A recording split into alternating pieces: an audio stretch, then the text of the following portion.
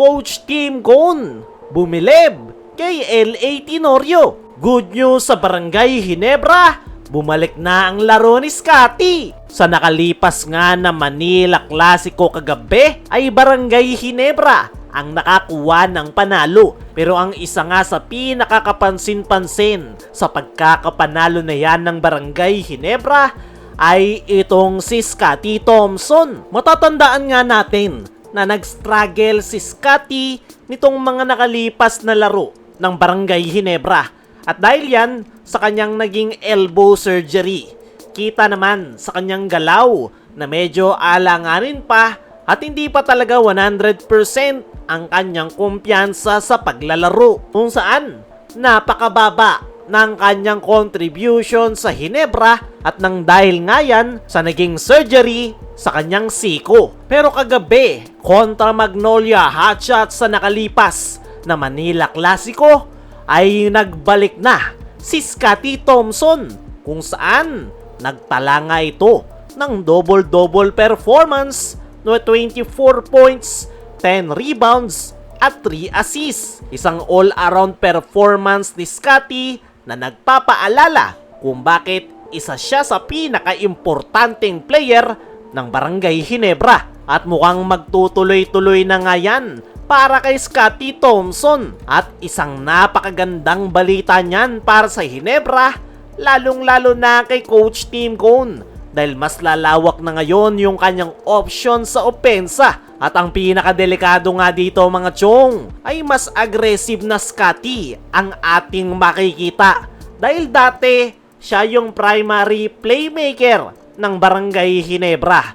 Pero ngayon na si RJ na ang naghahawak ng playmaking duties, ay mas nakakapag-focus na ngayon si Scotty sa kanyang pagiging hustle player, energy guy. At ngayon, isa siya sa option ni Coach Tim na maging go-to guy ng kanyang kupunan. Medyo nakikitaan pa rin ng signs na hindi pa siya 100%, pero ipinakita ni Scotty kung ano yung kanyang mga kayang gawin. At naniniwala nga ako mga chong na yan pa lang ang simula na itong si Scotty Thompson. Ngayon na mas okay na yung kanyang lagay, ay i-expect nyo na magtutuloy-tuloy na yung kanyang magandang performance, lalo na ngayon na hindi na siya nakafocus sa pagpapacilitate ng kanilang opensa.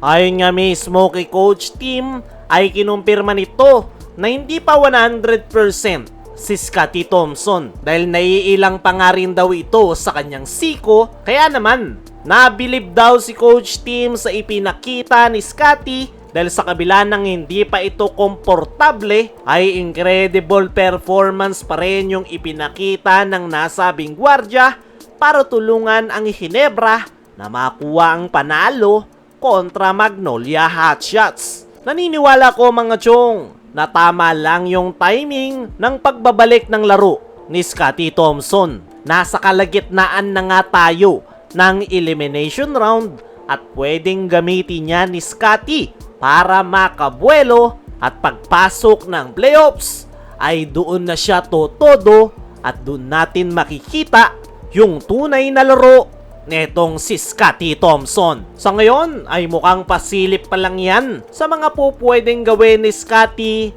ngayong conference. At naniniwala ko na kaya niya pa yang higitan, lalo na kapag okay na talaga yung kanyang lagay at kumpiyansa ako na sa playoffs natin yan makikita.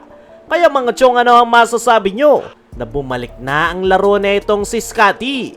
I-comment mo lang dyan sa ibaba. Samantala, Coach Tim Cone bumilib kay LA Tenorio. Sa nakalipas nga na Manila Clasico kagabi, ay ang pangalawang pagkakataon nakaharap ni Coach Tim Cone si LA Tenorio. Aminado nga etong si Coach Tim na talagang tinalo siya ni LA Tenorio last conference. Kaya naman, hindi nga daw pumayag itong si Coach Tim Cone na muli siyang tatalunin ni LA Tenorio. At ang ikinakabilib nga ni Coach Tim kay LA Tenorio ay yung magagandang plays nito para sa Magnolia Hotshots. Ilang beses nga daw yung nakita ni Coach Tim kagabi, lalo na noong crucial minute Na-execute naman daw yung play, talagang hindi lang daw pumapasok yung tira ng Magnolia. Kaya para kay Coach Tim ay swerte ang kanyang kupunan. Kaya naman ngayong nakabawi na si Coach Tim ay masaya nga ito,